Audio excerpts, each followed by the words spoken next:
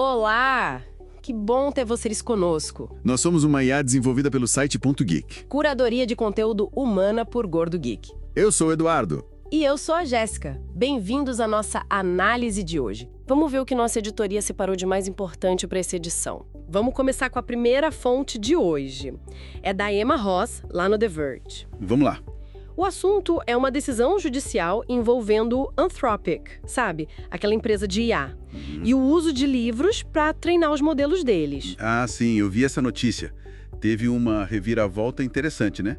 Pois é. Parece que foi uma vitória parcial para eles. Um juiz federal na Califórnia decidiu que treinar modelos de IA usando livros físicos, aqueles que você compra legalmente e depois digitaliza. Mesmo que você, tire a capa, corte as páginas, escaneie tudo. Exatamente. Mesmo assim, foi considerado fair use, uso justo. Interessante. Mas tem um porém aí, né? Essa decisão vale só para os livros que a Anthropic de fato comprou fisicamente. Isso. O juiz Alsop, se não me engano, foi bem claro. A empresa ainda vai ter que encarar um julgamento separado. Tem uma acusação de que usaram milhões de livros pirateados, baixados da internet, para treinar o Claude. Nossa, milhões? É o que diz a acusação. E o juiz até comentou que duvida que baixar cópia pirata seja algo assim necessário para depois alegar o uso justo, sabe? Faz sentido. E tem mais um ponto. Essa decisão não entra no mérito se o resultado que a IA gera infringe direitos autorais. Isso ficou de fora. Entendi. Então, uma vitória, mas com muitas aspas, né? Exato. Uma vitória bem limitada, na verdade. Ok, vamos seguir então. Próxima notícia vem do Ryan Christoffel no 9 to 5 Mac. Opa, Apple na área. É sobre o iOS 26. Tem uma função nova para os AirPods chamada Camera Remote. Camera Remote. Como funciona isso? Parece que é bem parecido com o app que já existe no Apple Watch, sabe? Você consegue usar os AirPods para disparar a câmera do iPhone. É só dar um toque ou um toque prolongado na haste do fone. Parece simples. Mas será que é só isso mesmo? Ou tem algo mais aí? Então, é aí que entra a especulação, né? O Christoffel levanta essa bola. Ah, já imagino. Aqueles rumores sobre os próximos AirPods Pro. Exato. Analistas como o Mint Ku, o Mark Gurman, eles já falaram que os AirPods Pro 3, que devem chegar lá para 2026, podem vir com câmeras. Câmeras nos fones. Nossa. O Cole falou em infravermelho, se não me engano, e o Gurman algo sobre Apple Intelligence. Isso mesmo. Então a teoria é que essa função Camera Remote no iOS 26 seria a Apple, assim, preparando o terreno para controlar essas futuras câmeras direto pelos fones, para tirar fotos, talvez gravar vídeos. ou até para aquela tal de Visual Intelligence, né? Tipo, capturar o ambiente ao redor para a IA poder te dar alguma assistência. Faz sentido. E até o nome do menu lá nos ajustes, Camera Control, parece sugerir algo maior do que só disparar a foto, né? Pois é, Camera Control é mais abrangente. Fica a pulga atrás da orelha. Com certeza. Vamos ficar de olho nisso. Mudando de fabricante, vamos para o mundo conectado com o Cristiano Mello. O assunto agora é a DJI, de drones. DJI. Sempre com novidades importantes em segurança e privacidade, né? Exato, eles publicaram um relatório técnico bem detalhado. O destaque é a expansão do Local Data Mode. Ah, o modo de dados local, que permite usar o drone totalmente offline, né? Sem mandar nada para a internet. Isso, para quem tem preocupação com envio de dados, é um recurso-chave. E não foi só isso, né? Pelo que vi, eles também lançaram o Flight Hub 2 On-Premises. Sim, que é para empresas poderem guardar os dados de voo nos seus próprios servidores em vez de na nuvem da DJI. Isso dá mais controle para empresas, né? E reforçaram outras coisas também. Criptografia AES-266, que é forte. Proteção TEE nos chips. E buscaram mais certificações, como a ISO 27701, além das que já tinham. ISO 27001, FIPS 142. E mencionaram também limpeza de registros com um clique, programas de recompensa por bugs, auditorias independentes. Parece uma resposta bem estratégica, né? Considerando todo o escrutínio que eles enfrentam, especialmente de reguladores em vários países. Com certeza. Principalmente nos Estados Unidos, com leis como o NDAA restringindo o uso de tecnologia chinesa em órgãos do governo. Eles precisam mostrar que são confiáveis. Verdade. Bom, saindo da tecnologia de drones e indo para um lado mais geopolítico. Temos a Reuters, via Forbes Brasil.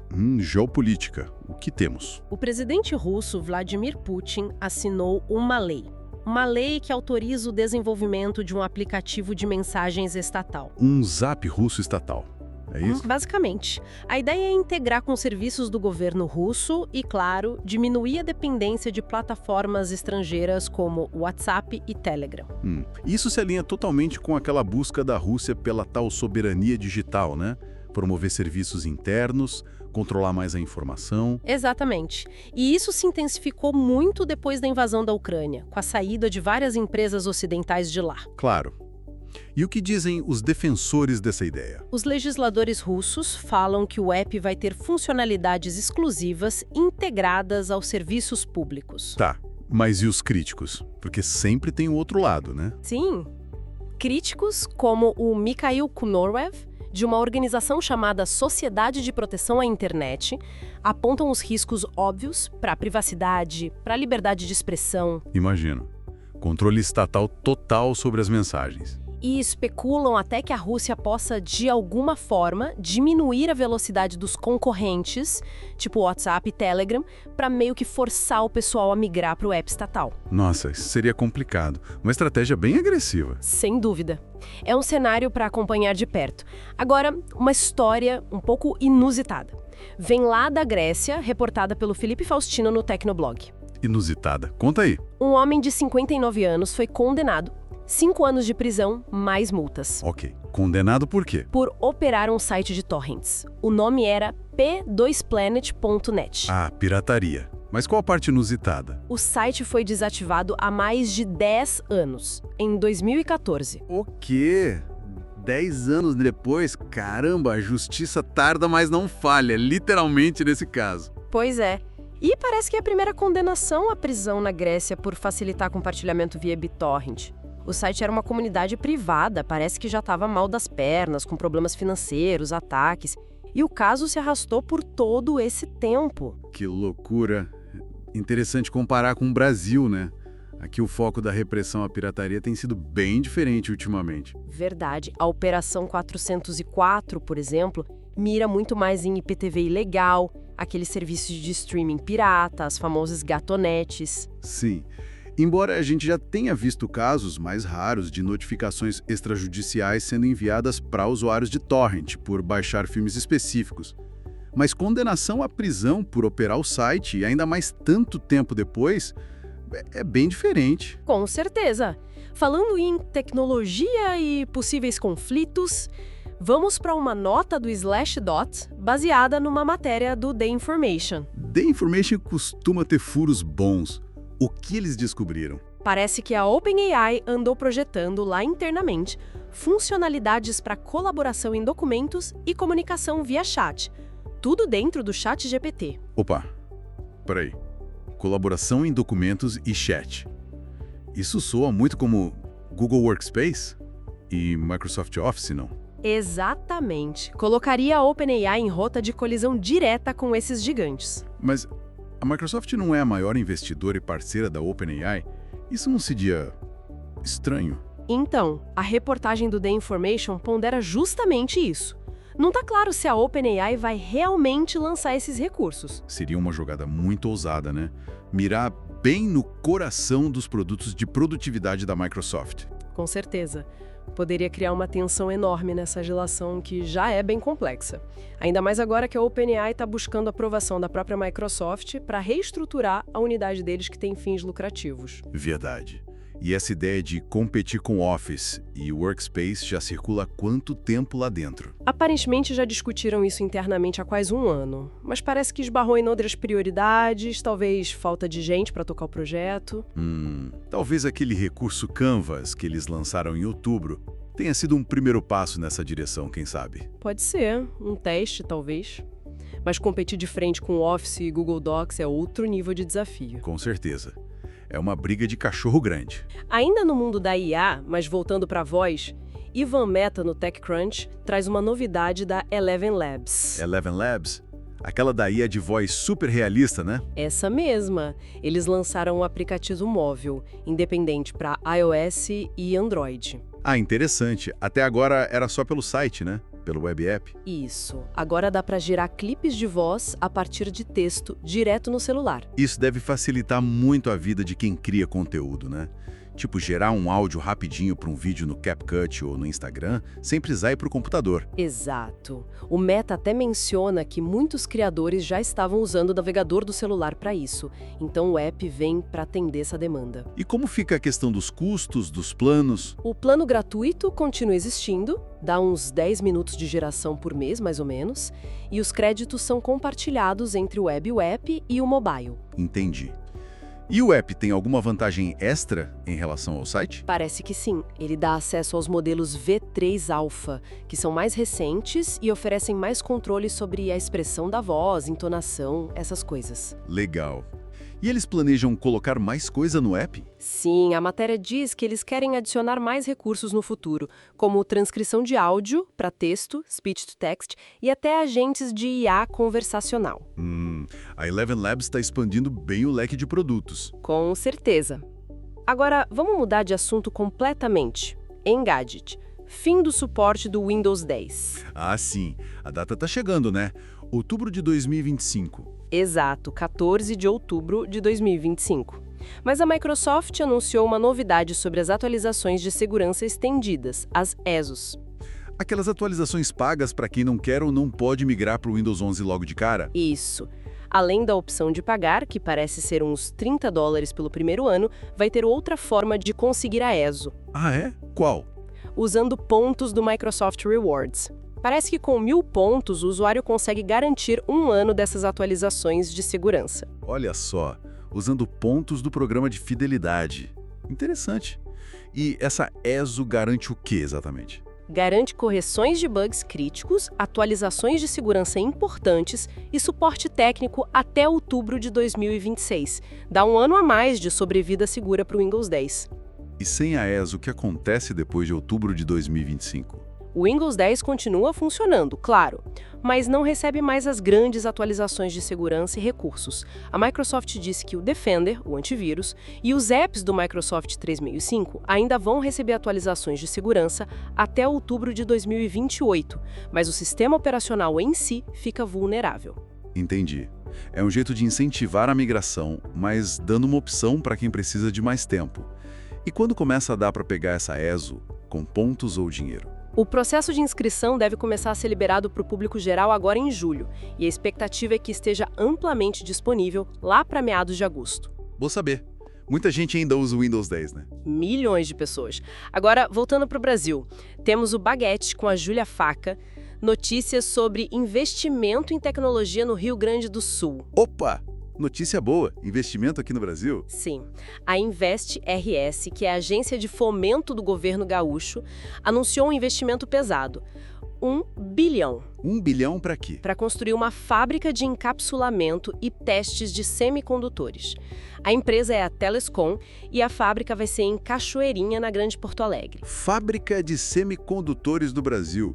Isso é importante. Encapsulamento e testes é a parte final da produção do chip, né? Onde ele é protegido e preparado para ir para a placa. Exatamente. O foco principal, segundo a notícia, vai ser nos setores automotivo, de internet das coisas, IoT, e comunicação sem fio. A expectativa é gerar mais de 1.000 empregos diretos. 1.000 empregos é bastante coisa. E tem mais algum detalhe desse investimento? Tem sim. Além desse 1 bilhão para a fábrica, tem um investimento paralelo.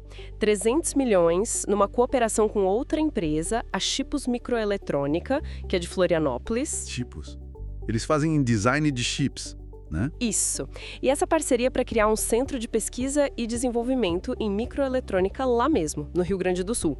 O foco desse centro de P&D vai ser em computação escalável para inteligência artificial e também computação quântica. O lançamento é previsto para 2026. Nossa, P&D em A e quântica. Ambicioso. Mas esse projeto todo já está certo, aprovado? Olha, o anúncio foi feito, mas a matéria menciona que o projeto ainda depende de aprovação da FINEP e do BNDES para liberar os recursos. Ah, ok. Então ainda tem etapas pela frente. Mas é um sinal positivo, né? Com certeza. O investimento desse porte em tecnologia avançada aqui no Brasil é sempre bem-vindo. A Telascom, para quem não conhece, é um grupo de tecnologia de São Paulo, fundado em 2008. Legal, tomara que dê certo. Sim. E para a gente fechar nossa rodada de hoje, vamos com a Ana Luísa Figueiredo no Olhar Digital. O assunto é Uber. Uber, sempre rendendo notícia, né? O que temos dessa vez? Um estudo da Universidade de Oxford. Eles analisaram um modelo de precificação dinâmica do Uber, mas especificamente no Reino Unido. Ah, o famoso preço dinâmico. Aquele que sobe quando tem muita demanda? Esse mesmo. O estudo focou nas mudanças que aconteceram depois que o Uber implementou um novo algoritmo de precificação por lá, em 2023. E qual foi a conclusão do estudo? Os passageiros passaram a pagar mais caro, em média. Os motoristas passaram a ganhar menos, especialmente por minuto trabalhado em corridas mais caras. E o Uber aumentou a própria fatia da receita. Peraí, passageiro paga mais, motorista ganha menos e o Uber fica com mais? Como assim? É o que o estudo aponta. Eles analisaram mais de 1,5 milhão de viagens de quase 260 motoristas. Descobriram que a comissão que o Uber tira aumenta bastante nas viagens mais caras. Isso faz com que o ganho do motorista por minuto caia justamente nessas corridas que deveriam ser mais lucrativas para ele. Nossa, que paradoxal. E a renda geral dos motoristas, como ficou? Caiu. A renda horária, ajustada, antes de descontar os custos do motorista, como gasolina, manutenção, caiu de mais de 22 libras para pouco mais de 19 libras. E o tempo que eles ficam ociosos esperando corrida aumentou. E a comissão do Uber? Subiu quanto? A comissão média subiu de uns 25% para cerca de 29%. Mas o estudo diz que, em alguns casos, essa comissão pode passar de 50% do valor da corrida. Metade da corrida para o Uber. Uau! Pois é. O estudo levanta questões bem sérias sobre a transparência desse algoritmo e sobre a justiça desse modelo para quem trabalha na plataforma, né? Com certeza. Mostra como esses algoritmos podem ter impactos bem reais e, às vezes, controversos na vida das pessoas. Muita coisa para a gente ficar atento.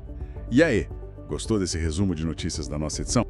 E se você gostou, não esquece, deixa seu comentário, curte, compartilha com os amigos. Isso ajuda muito a gente a continuar trazendo essas informações e análises. É isso aí. Muito obrigado pela companhia e até a próxima. Tchau!